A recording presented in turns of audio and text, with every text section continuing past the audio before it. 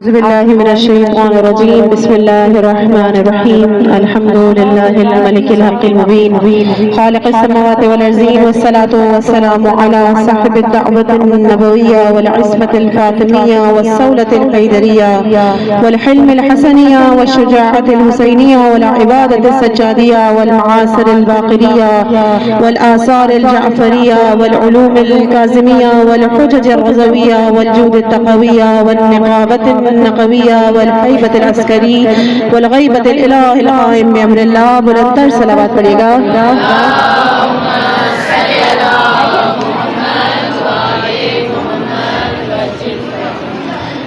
عزیزان محترم، اہل بیت اطہار علیہم السلام وہ نوری خلقتیں ہیں کہ جن کو ہم بیان کرنے سے قاصر ہیں.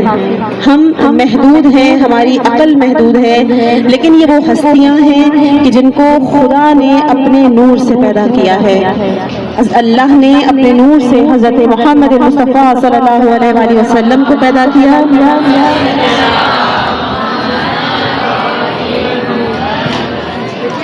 اور پھر اس نور کے دو ٹکڑے ہوئے ہیں، مولا علی علیہ السلام، جناب فاطمہ الزہرا، اور اس کے بعد اس نور سے تمام جو ہمارے ائمہ ہیں 14 معصومین وہ خلق ہوئے ہیں. یہ وہ ہستیاں ہیں کہ ہم ان کے بارے میں درک نہیں کر سکتے، ہم قاصر ہیں. لیکن پھر بھی اللہ نے جب ان کو خلق کیا ہے، ان کو ہمارا امام بنایا، ہمارا رہبر بنایا، تو ہمیں ان کی معرفت کو حاصل کرنا ہے. خود رسول اللہ کا قول ہے کہ اگر کوئی شخص اپنے زمانے کے امام کی معرفت کو حاصل کیے بغیر مر گیا تو یعنی کہ وہ جہالت کی موت مرا ہے. اگر آپ نے اپنے وقت کے امام کی معرفت نہیں رکھی، جیسے کہ امام حسین کے زمانے کے لوگوں نے ان کی معرفت نہیں رکھی تھی، تبھی وہ گمراہ ہوئے، تبھی انہوں نے امام حسین کو کربلا بلا کر شہید کیا، حتیٰ کہ کوفے میں خط لکھے گئے تھے، لیکن کیونکہ معرفت نہیں تھی. تو ہمیں معرفت حاصل کرنی ہے، ان ہستیوں سے حقیقتاً نزدیک ہونا ہے، اور تبھی ہمارا خدا ہمیں نجات دے گا. ہمیں جو وعدے کیے گئے ہیں جنت کا، ان چیزوں کا، ان نعمتوں کا، وہ تمام ہمیں حاصل ہوں گی. تو ہمیں بس معرفت حاصل کرنی ہے، کیونکہ معرفت کے بغیر عمل فائدہ مند نہیں ہے. اگر ایک انسان نمازیں پڑھتا رہے لیکن اگر اہل بیت کی ہستیوں سے پیار نہیں کرتا، اس سے معرفت نہیں ہے، تو اس کا عمل بیکار ہے. اگر کوئی شخص کہتا ہے کہ میں تو مولا کا نام جانتا ہوں، اتنی انفارمیشن ہے کہ وہ کب پیدا ہوئے، ان کے ماں باپ کون ہیں، ان کے بچے کتنے تھے، کون کون سے کیا کیا نام ہے، تو یہ وہ انفارمیشن نہیں ہے، یہ وہ معرفت نہیں ہے. کیونکہ یہ والی چیزیں امام حسین کے زمانے کے جو لوگ تھے، شمر، ان سب کو بھی پتا تھی کہ امام حسین کون ہے، کس کے نواسے ہیں، ان کی والدہ کون ہے، ان کے باپ کون ہیں. لیکن ان کو کیونکہ معرفت نہیں تھی تو خود امام حسین کو ان لوگوں نے قتل کیا ہے. یہی وہ مشکل تھی مدینہ میں کہ وہ نہیں جانتے تھے، وہ اطاعت نہیں کرتے تھے. تو اب ضروری ہے ہمارے لیے کہ ہم ان ہستیوں کی معرفت کو رکھیں، انہیں جانیں، انہیں پہچانیں، اور ان کو پہچاننے کے لیے ان چیزوں پر ہمیں عمل کرنا ہوگا. اب جیسے ہم سب اپنے اپنے گھروں میں رہتے ہیں تو صرف اس چیز کو اب موضوع بناتے ہیں کہ ہمارا گھر کیسا ہونا چاہیے ان ہستیوں کے حساب سے، کیونکہ ہم نے ہر چیز کو آئیڈیالائز کرنا ہے تو انہی ہستیوں کو دیکھنا ہے. اگر ہم نے دیکھنا ہے کہ کیا میں بہترین حجاب کر رہی ہوں تو ہمیں دیکھنا ہے فاطمہ الزہرا کا حجاب کیسا تھا. اگر مجھے دیکھنا ہے کہ ایک لڑکا دیکھنا چاہتا ہے کہ ایز اے مرد میں کیسا ہوں، تو وہ دیکھے کہ مولا علی علیہ السلام کیسے تھے، امام حسین علیہ السلام کیسے تھے، کس طرح کی داڑھی تھی، کس طرح کا رویہ تھا، اپنے خانوادے کے ساتھ کیسا رویہ تھا. تو چلے اس گھر کو دیکھتے ہیں. ہم چونکہ کن کے ماننے والے ہیں، ہم اہل بیت اطہار کے ماننے والے ہیں، اور بہترین گھرانہ فاطمہ الزہرا کا گھرانہ ہے، بہترین گھرانہ دختر نبی کا گھرانہ ہے. آپ سب جانتے ہیں، اہل علم ہے، ابھی بھی عالمہ سے باقاعدہ مجلس سنی ہے. بہرحال یہ ان کی بڑک پن ہے کہ انہوں نے مجھے اجازت دی اپنے بعد مجلس پڑھنے کی. پروردگار ان کی توفیقات میں اضافہ کرے. خواہر عارفہ کے لیے بلند تر درود پڑھیے گا.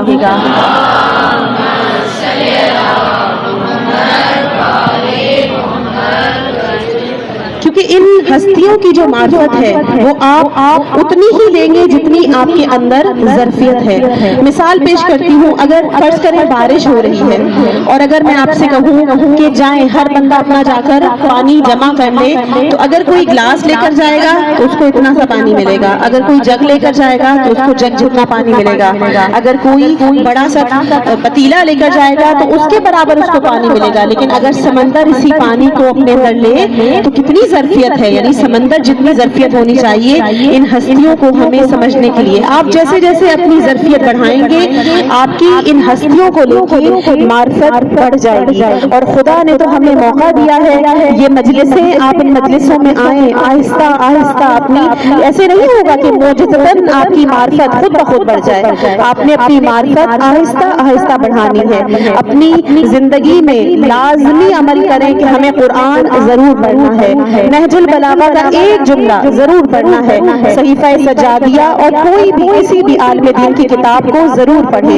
یقین جانے یہیں سے وہ آپ کا علم آئے گا, کیونکہ یہ مجلسیں, یہ ان کا معیار کیا ہے, ان کا معیار ہے معرفت اہل بیت, معرفت خدا, معرفت نبی. ہم کس جگہ پر بیٹھے ہیں؟ کل بھی خواہر نے مجلس میں بتایا تھا کہ جتنی بھی مائیں ہیں وہ اپنے بچوں کو بتائیں کہ بیٹا ہم ایک خاص ایک پاک جگہ پر جا رہے ہیں. یہ وہ جگہ ہے کہ جہاں پر یہ ہستیاں آتی ہیں, حتیٰ کہ روایات میں ہے کہ خود مولا اس مجلس میں آتے ہیں اور جہاں ہمارے جوتے پڑے ہوتے ہیں مولا وہاں پر بیٹھتے ہیں.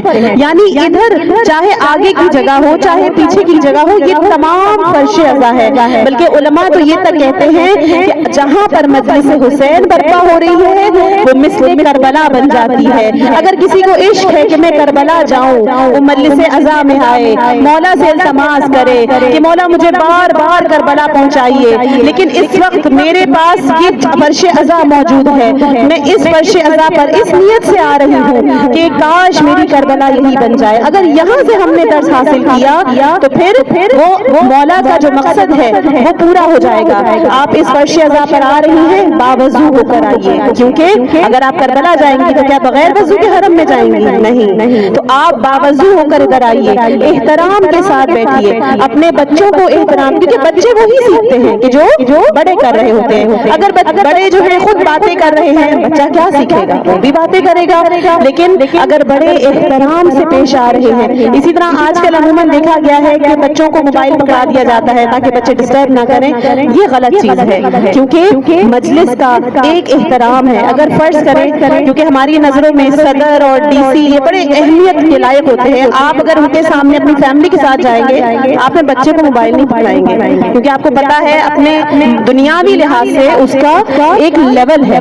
آپ کہیں گے نہیں, بچے کو سمجھائیں گے بیٹا یہ بہت بڑا آدمی ہے, آپ نے ان جیسا بننا ہے, تو اپنے بچوں کو اس فرش عزا پہ لاتے ہوئے بولیں کہ بیٹا یہ جو علم ہے نا, وہ عباس کے جو اس علم کو اٹھانے والا تھا وہ باوفا تھا, اس نے اپنے مولا کے ساتھ وفا کی.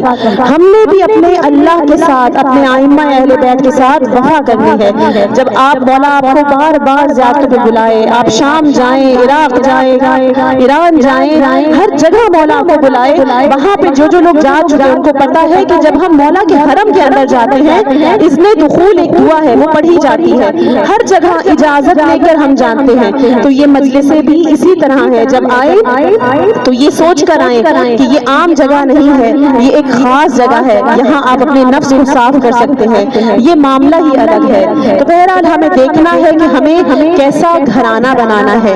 کیا وہ گھرانہ, کیونکہ گھر مکان سے نہیں ہوتا, وہ اس کے رہنے والے لوگوں سے ہوتا ہے, اور بہترین گھرانہ کون سا ہے؟ وہ مدینے میں رہنے والے لوگ. وہ کیسا گھر تھا, اس کی دیواریں کیسی تھی؟ قرآن خود کہتا ہے کہ ایسے گھر ہیں کہ جس میں اللہ کی اجازت سے خدا کا ذکر بلندی پاتا ہے.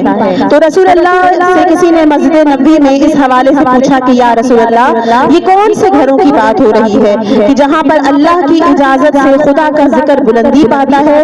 تو رسول کہتے ہیں وہ انبیاء کے گھر ہیں. اب وہاں پر خلیفہ اول بیٹھے ہوئے تھے, کیونکہ ہمیں قرآن نے کہا ہے کہ ہم جو دوسرے لوگ ہیں, دوسرے ماننے والے, ان کے جو مقدسات ہیں ان کی توہین نہ کریں. بہرحال ہمارا ماننا ہے کہ رسول اللہ نے تو اپنا جانشین بتا دیا تھا, لیکن دنیاوی لحاظ سے جو لوگ ان کو خلیفہ مانتے ہیں وہ بیٹھے ہوئے انہوں نے سوال کیا, کیونکہ مسجد نبوی میں بیٹھے ہیں اور مسجد نبوی میں دروازہ کھلتا تھا کس کے گھر کا؟ مولا علی علیہ अलैहिस्सलाम के जनाब फातिमा ज़हरा सलाम अलैहा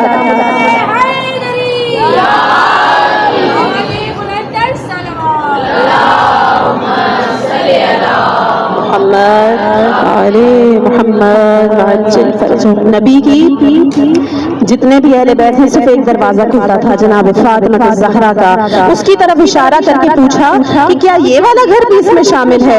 तो रसूल अल्लाह कहते हैं कि ये तो वो घर है कि जो उन तमाम अंबिया के घरों से अफजल तरीन घर है। तो अब जो घर था ये घर किस चीज का था? क्या इस घर में संगे मरमर लगे हुए थे, बेहतरीन कालीन बिछे हुए थे, ऊंची ऊंची दीवारें थी? खुदा आपको मौला अली का घर कूफे में जो है उसकी ज़ियारत करवाए, क्योंकि सऊदी अरब में जो घर था बीबी का उसको तो लाइनों ने खत्म कर दिया और ना ही हमें वो दिखाते हैं। उन्होंने लाइट्स लगाई हुई हैं कि हम जहाँ तक इंशाअल्लाह कि जब मेरा मौला मेहदी आएगा तो हम मौला से जरूर इल्तमास करेंगे, बल्कि बाकायदा बक़िया भी बनेगा और हम इंशाअल्लाह के ज़ियारतों पे जाएंगे। तो वो कैसा घर था? क्योंकि हम जिसको घर कहते हैं हम सोचते हैं ऐसे ऐसे मकान बनाएंगे, वो असल में मकान होता है, वो घर नहीं होता है। घर बनता है अफराद के साथ। सारे लोग अपनी जिंदगी में मेहनत करते हैं मगर सब के सब मकान बनाते हैं, घर को कोई भी नहीं बनाता। अफरादों का आपस में जुड़े रहने से घर बनता है, मोहब्बतों से घर बनता है। घर ऐसा हो कि पूरी दुनिया को ऐसे अफराद दे कि बशरियत उनके ऊपर तकिया करे, जिसकी वजह से दीन हमारा कायम है। इस घर में मौलाए कायनात अली इब्ने अबी तालिब है, इस घर में इमाम हसन है, इस घर में इमाम हुसैन है।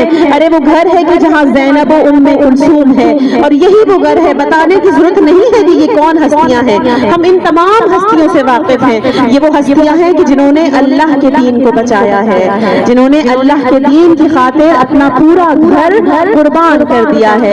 इसी घर की शहजादियां थीं कि जिनको असीर कर लिया गया था। ज़िज़ाने मोहतरम, बस ये बेटियां जो असीर हुई हैं, आप सब जानते हैं कि रमजान में जब मौला अली को उम्मे कुलसूम ने दावत दी थी, जो आखिरी शब 19 थी, मौला की जब ज़रबत लगी है तो मौला किसके पास थे? जनाब उम्मे कुलसूम के पास थे। उस दिन मौला का मिजाज बदला हुआ था, हत्ता कि आसमान का मिजाज बदला हुआ था। और मौला अलैहिस्सलाम के लिए रिवायात में है कि मुर्गाबियों ने मौला का रास्ता रोका था। अजीजान, जब जनाब बीबी उम्मे कुलसूम दोबारा कूफा गई है ना करबला के बाद, आप सब जानते हैं सरों पे चादरें नहीं है, हाथ बंधे हुए हैं, और कहती है बीबी ज़ैनब कहती है सज्जाद बेटा शिमर से कहो हमें कूफे न लेकर जाए, हम तो उस कूफे में हमारे बाबा हुकूमत करते थे। शिमर कहता है हम तो तुम्हें वहीं से कैदी बनाएंगे, तुम्हें जाना पड़ेगा, चादरें तो दे दो कम अज कम। लेकिन उसने चादरें देने से इनकार कर दिया है। बीबी अपने हाथों से अपने बालों से मुंह को छुपा रही है, कभी भी कूफे में बगैर चादरों के नहीं रही है। उस वक्त एक सदा थी जनाबे उम्मे कुलसूम की कि बाबा शबे 19 को आप मेरे मेहमान थे ना, बाबा आज मैं आपकी मेहमान हूँ। बाबा जरा आकर देखिए आपकी बेटी उम्मे कुलसूम कितनी मजलूम है। बाबा मेरे पाँव जख्मी हो चुके हैं, बाबा मेरे पाँव में कांटे हैं। अचानक एक तरफ से आवाज आती है अस्सलाम अलैका या अब्दुल्लाह। बीवी पूछती है मौला सज्जाद से कि बेटा सज्जाद ये किसने हम पर सलाम किया है? जब से करबला हुई है कोई सलाम करने वाला नहीं मिला। बस मौला कहते हैं उठी अम्मा दरवाजे की तरफ देखे, अरे वो सरे मुस्लिम लटक रहा है। तमाम बीबियां सर झुका के वहां से चली जाती है, लेकिन जनाबे मुस्लिम की ज़ौजा जनाबे रुकैया रुकती है, कहती है मुस्लिम आपको देख के सब पता चलता है क्या बीती है। अरे मुझे देखे मेरी चादर छिन गई, लेकिन इतना बता दे मेरे दो कमसिन मासूम बच्चे कहाँ हैं? अजरको मिनल्लाह। बस एक मरतबा ये सारी बीबियां मस्जिद कूफा जाकर बैठी हैं। बीबी ज़ैनब ने एक बेहतरीन खुतबा दिया, कहती है लोगों तुम्हें याद नहीं तुमने मेरे बाबा को यहाँ बुलाया था? अरे हम अली की बेटियां हैं, हम मोहम्मद की नवासियां हैं। अरे तुम लोगों ने हमें तमाशा बना रखा है, ताज़ियाने मारे हैं, अरे हुसैन का सर कत्ल कर दिया है। बस एक मरतबा बीबियों को ले जाया गया। अजीज़ाने मोहतरम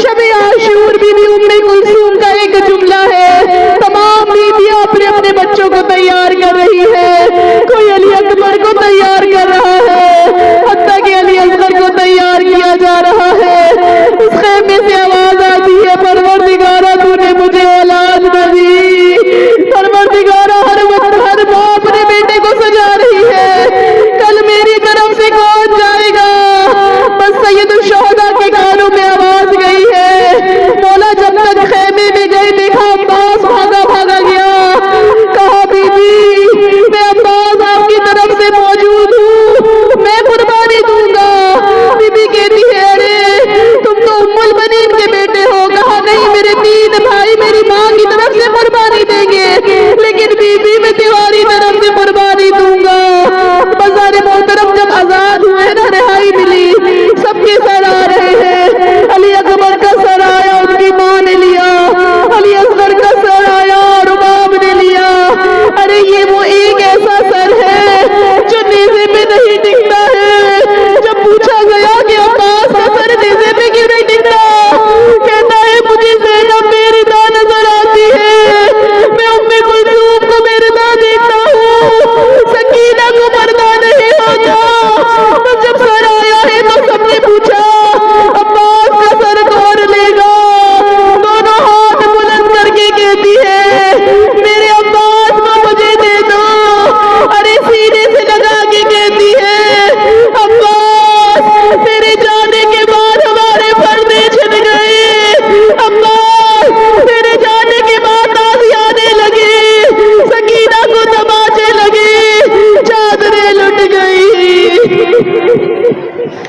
الا لعنت اللہ القوم الظالمین وسیعلم الذین ظلموا ای منقلب ینقلبون۔ خدایا بحق